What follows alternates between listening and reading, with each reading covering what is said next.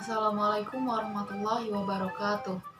Perkenalkan, saya Labibah Farah Anindya, NPM 0620015881 dari kelas 3B Prodi Kesehatan Masyarakat Fakultas Ilmu Kesehatan Universitas Pekalongan. Video ini saya buat guna memenuhi tugas mata kuliah Epidemiologi Penyakit Menular yang diampu oleh Bapak Jaya Maulana SKM MKes Epid. Di video ini saya akan menjelaskan sedikit tentang airborne disease atau penyakit yang ditularkan melalui udara. Mulai dari pengertian airborne disease, contoh penyakitnya, mekanisme penularan, faktor risiko, upaya pengendalian, upaya pencegahan, distribusi dan frekuensi kasus dari penyakit tersebut, serta kebijakan nasional dan internasional terkait pengendalian dari penyakit tersebut. Baik, untuk mempersingkat waktu, langsung saja kita masuk ke pembahasan materi kita kali ini. Definisi airborne disease. Penularan melalui udara atau airborne disease adalah cara penularan yang terjadi tanpa kontak dengan penderita maupun dengan benda yang terkontaminasi. Sebagian besar penularan melalui udara dapat pula menular melalui kontak langsung. Namun, tidak jarang penyakit yang sebagian besar penularannya adalah karena mengisap udara yang mengandung unsur penyebab atau mikroorganisme penyebab. Penularan penyakit melalui udara dapat terjadi dalam bentuk droplet nuklei maupun dalam bentuk dust. Droplet nuklei merupakan partikel yang sangat kecil sebagai sisa droplet yang mengaring. Droplet nuklei keluar melalui mulut atau hidung, baik ketika batuk atau bersin, maupun ketika berbicara atau bernafas yang mempunyai ukuran berbeda-beda. Sedangkan dust adalah bentuk partikel dengan berbagai ukuran sebagai hasil dari resuspensi partikel yang terletak di lantai, di tempat tidur, serta tertiup angin bersama debu lantai atau tanah. Penularan melalui udara pada umumnya terjadi di dalam ruangan yang tertutup, seperti pada gedung, rumah sakit, atau pada laboratorium. Contoh kasus airborne disease. Terdapat beberapa jenis penyakit yang termasuk ke dalam kategori airborne disease. Salah satunya adalah tuberkulosis, yang merupakan penyakit menular yang umum dan dalam banyak kasus dapat bersifat mematikan. Tuberkulosis atau TB merupakan penyakit granulomatosa kronis menular yang disebabkan oleh kuman dari kelompok Mycobacterium, yaitu Mycobacterium tuberculosis atau MT. Penyakit ini biasanya menyerang paru-paru, tetapi juga dapat menyerang semua organ atau jaringan tubuh lain, misalnya pada lymph node, pleura, dan area osteoartikular. Seseorang dikatakan menderita TB bila mengalami gejala seperti batuk lebih dari sama dengan 2 minggu, berat badan turun, tidak nafsu makan, demam, keringat di malam hari, batuk darah, nyeri dada, dan lemah. Apabila TB tidak diobati dengan tepat, maka bakteri tersebut akan menyebar ke anggota tubuh lain dan dapat menyebabkan kematian. Mekanisme penularan tuberkulosis. Pasien tuberkulosis PTA positif merupakan sumber penularan utama penyakit tuberkulosis. Pada saat batuk atau bersin, pasien dapat menyebarkan kuman ke udara dalam bentuk percikan dahak atau droplet nuklei. Sekali batuk dapat menghasilkan sekitar 3.000 percikan dahak. Lingkungan tempat tinggal yang tidak memenuhi syarat akan mendukung kuman untuk berkembang dan hidup lebih lama. Kemudian, kuman terhisap dan menyebabkan penularan penyakit TB paru ke orang lain, terutama anggota keluarga, karena keluargalah yang sering berinteraksi dengan penderita. Distribusi dan frekuensi tuberkulosis di Indonesia. Berikut adalah grafik angka notifikasi semua kasus tuberkulosis per 100.000 penduduk menurut provinsi tahun 2018. Dari grafik tersebut, dapat kita ketahui bahwa angka kejadian kasus tuberkulosis tertinggi pada Provinsi DKI Jakarta, di mana terdapat 410 penduduk yang terkonfirmasi positif tuberkulosis, kemudian disusul Provinsi Sulawesi Selatan dengan angka kejadian kasus sebanyak 357, dan kemudian disusul Papua dengan angka notifikasi kasus sebanyak 347. Sedangkan untuk angka kasus terendah berada pada Provinsi Bali dengan angka kejadian positif tuberkulosis yaitu 89 penduduk. Dilansir dari Infodatin Tuberkulosis, diketahui bahwa pada tahun 2017, jumlah kasus baru TB di Indonesia sebanyak 420.994 kasus. Berdasarkan jenis kelamin, jumlah kasus baru TBC pada tahun 2017 pada laki-laki 1,4 kali lebih besar dibandingkan pada perempuan. Bahkan, berdasarkan survei prevalensi tuberkulosis, prevalensi pada laki-laki 3 kali lebih tinggi dibandingkan pada perempuan. Hal ini terjadi kemungkinan karena laki-laki lebih terpapar pada faktor risiko TBC, misalnya merokok dan kurangnya ketidakpatuhan dalam minum obat. Berdasarkan survei prevalensi tuberkulosis 2013 sampai 2014, dapat disimpulkan bahwa prevalensi TBC lebih sering pada usia-usia tua, terutama pada usia 65 sampai 74 tahun. Hal ini disebabkan karena kemungkinan terjadi reaktivasi TBC dan durasi paparan TBC lebih lama dibandingkan kelompok umur di bawahnya. Gambaran kesakitan menurut pendidikan menunjukkan bahwa prevalensi semakin rendah seiring dengan tingginya tingkat pendidikan. Kesakitan TBC menurut kuantil indeks kepemilikan menunjukkan tidak ada perbedaan antara kelompok terbawah sampai dengan menengah atas. Perbedaan hanya terjadi pada kelompok teratas. Hal ini berarti risiko TBC dapat terjadi pada hampir semua tingkatan sosial ekonomi. Faktor risiko tuberkulosis. Yang pertama adalah BMI.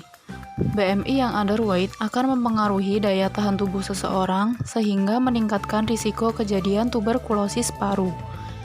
Yang kedua adalah pendidikan. Pendidikan yang tinggi membuat seseorang lebih mudah untuk mengerti pesan mengenai TB. Semakin rendah pendidikan seseorang, maka semakin tinggi potensi orang tersebut terinfeksi TB. Yang ketiga adalah riwayat imunisasi BCG. BCG dapat meningkatkan pertahanan tubuh terhadap tuberkulosis paru sampai 80%. Seseorang yang tidak mendapat imunisasi BCG lebih berisiko terinfeksi tuberkulosis paru. Yang keempat adalah riwayat kontak dengan penderita TB. Tinggal bersama dengan penderita TB secara terus-menerus, sehingga pada proses ini melalui batuk atau bersin, penderita TB paru positif dapat menyebarkan kuman ke udara dalam bentuk percikan dahak. Yang kelima adalah kepadatan hunian rumah. Ukuran luas ruangan suatu rumah erat kaitannya dengan kejadian tuberkulosis paru. Penelitian yang dilakukan oleh Rustanto et al. Tahun 2005 menyatakan bahwa luas bangunan yang tidak sebanding dengan jumlah penghuninya akan menyebabkan overcrowd. Hal ini tidak sehat, sebab di samping menyebabkan kurangnya konsumsi oksigen, serta jika salah satu anggota keluarga terkena penyakit infeksi, maka akan mudah menularkan kepada anggota keluarga yang lain. Yang keenam adalah kelembapan rumah. Kelembapan rumah berpengaruh terhadap perkembangbiakan mikroorganisme seperti bakteri Spirochaete, Rickettsia, dan virus. Kelembapan udara yang meningkat merupakan media yang baik untuk bakteri-bakteri termasuk bakteri tuberkulosis. Maka dari itu, kelembapan rumah perlu diperhatikan agar tidak menjadi sumber penularan penyakit. Yang ketujuh adalah ventilasi. Jendela dan lubang ventilasi selain sebagai tempat keluar masuknya udara, juga sebagai lubang pencahayaan dari luar, menjaga aliran udara di dalam rumah tersebut agar tetap segar. Ventilasi berfungsi untuk membebaskan udara ruangan dari bakteri-bakteri, terutama bakteri patogen seperti tuberkulosis, karena di situ selalu terjadi aliran udara yang terus-menerus.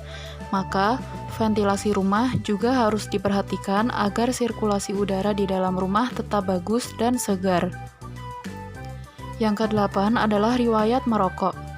Merokok dapat merubah fungsi normal makrofag di alveolus dan imunologi host sehingga meningkatkan resiko infeksi seperti TB paru. Yang ke-9 adalah pencahayaan sinar matahari. Cahaya matahari mempunyai daya untuk membunuh bakteri, termasuk bakteri penyebab tuberkulosis.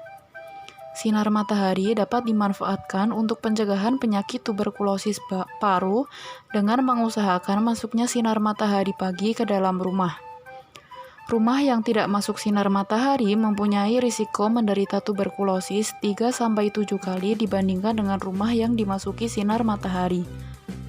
Dan yang terakhir adalah lantai rumah. Komponen yang harus dipenuhi rumah sehat yaitu memiliki lantai kedap air dan tidak lembab.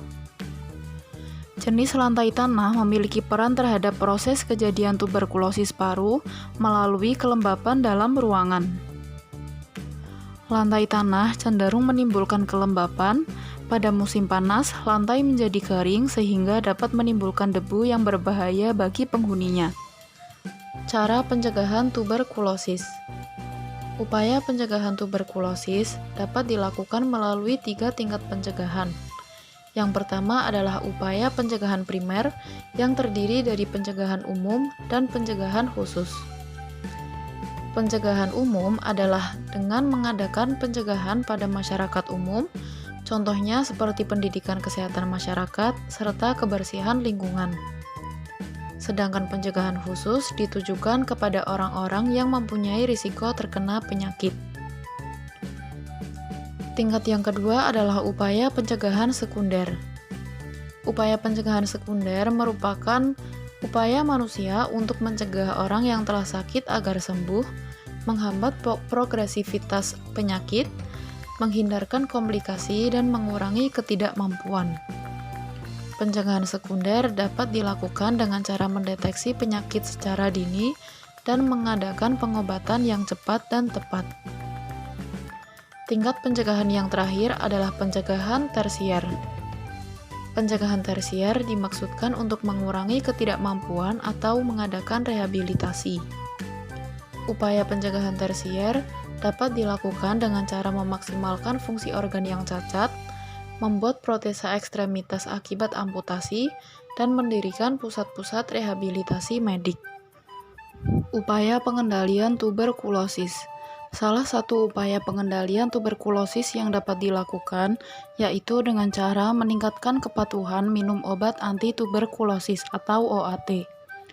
Dalam menjalani pengobatan jangka panjang, kepatuhan pasien sangat dituntut untuk mengetahui sikap dan perilaku pasien terhadap program pengobatan yang telah diberikan oleh petugas kesehatan. Kepatuhan yang buruk terhadap pengobatan yang direkomendasikan dapat mengakibatkan efek samping yang merugikan. Dengan adanya kepatuhan minum obat, diharapkan kemampuan bakteri dalam tubuh dapat berkurang dan mati, sehingga penderita TB paru dapat sembuh dan tidak lagi dapat menularkan kuman kepada orang lain. Kebijakan nasional dan internasional terkait program pengendalian tuberkulosis. Komitmen global dalam mengakhiri tuberkulosis dituangkan dalam NTB Strategi yang menargetkan penurunan kematian akibat tuberkulosis hingga 90% pada tahun 2030 dibandingkan tahun 2015, pengurangan insiden tuberkulosis sebesar 80% pada tahun 2035 dibandingkan dengan tahun 2015, dan tidak ada lagi rumah tangga yang mengalami biaya katastrofik akibat TB pada tahun 2030. Dalam NTB Strategi ditegaskan bahwa target tersebut diharapkan tercapai dengan adanya inovasi seperti pengembangan vaksin dan obat TB dengan regimen jangka pendek. Berikut ini adalah pilar-pilar atau komponen yang ada dalam NTB Strategi oleh WHO. Yang pertama adalah pelayanan kesehatan yang berintegrasi. pasien center, dan upaya pencegahan terhadap penyakit. Yang kedua adalah menetapkan kebijakan dan sistem pendukung lainnya, dan yang terakhir adalah penelitian intensif dan inovatif. Kementerian Kesehatan Republik Indonesia telah menyusun peta jalan eliminasi tuberkulosis di Indonesia 2020 sampai 2030. Indonesia telah berkomitmen untuk menurunkan insidensi kasus tuberkulosis menjadi 65 per 100.000 penduduk pada tahun 2030.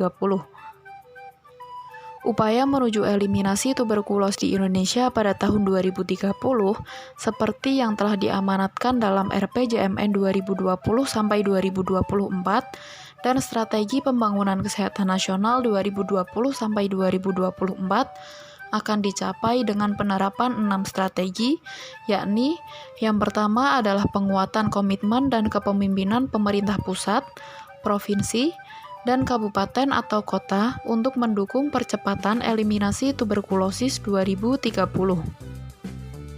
Yang kedua adalah peningkatan akses layanan tuberkulosis bermutu dan berpihak pada pasien. Yang ketiga adalah optimalisasi upaya promosi dan pencegahan, pemberian pengobatan pencegahan tuberkulosis, dan pengendalian infeksi. Yang keempat adalah pemanfaatan hasil riset dan teknologi screening, diagnosis, dan tata laksana tuberkulosis. Yang kelima adalah peningkatan peran serta komunitas, mitra, dan multisektor lainnya dalam eliminasi tuberkulosis. Dan yang terakhir adalah penguatan manajemen program melalui penguatan sistem kesehatan. Berikut adalah sumber-sumber yang saya gunakan untuk menyusun materi dalam video kali ini. Mungkin hanya itu saja yang dapat saya sampaikan, kurang lebihnya mohon maaf. Bila ada pertanyaan bisa dituliskan di kolom komentar. Terima kasih. Wassalamualaikum warahmatullahi wabarakatuh.